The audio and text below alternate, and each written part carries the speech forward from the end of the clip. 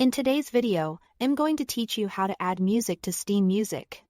If you like listening to your own tracks while you play, Steam's built-in music player makes it easy to bring your library into the client. I'll walk you through the process step by step, explain what each option does, and share a few simple tips to keep everything organized. Start by opening the Steam desktop app. Look to the very top left corner of the window for the Steam menu. Click it and choose Settings.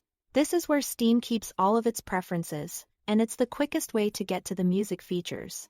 Inside Settings, find the Music section in the left-hand sidebar and select it. You'll see a panel that lists your current music library folders, along with controls to add or remove locations. Think of this as telling Steam where your songs live on your computer so it can index them. Next, click the Add button. A file browser will open. Navigate to the folder on your PC that contains your music. You can pick a top-level folder, like a main music directory. And Steam will scan the subfolders inside it automatically. If your tracks are stored on an external drive, you can choose a folder from there as well.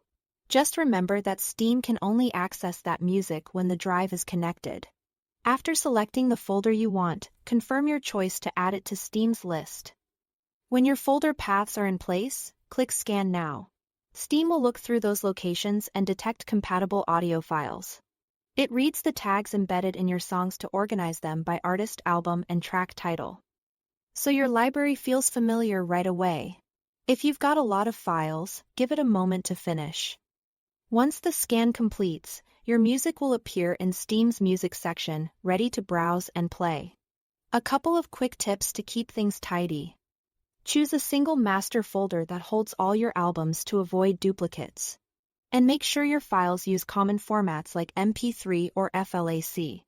If something doesn't show up after scanning, double-check that the folder you added actually contains the files and that they aren't protected or unsupported. If you move or rename folders later, return to this music area and click Scan Now again to refresh the library. That's all there is to it. Thanks for watching.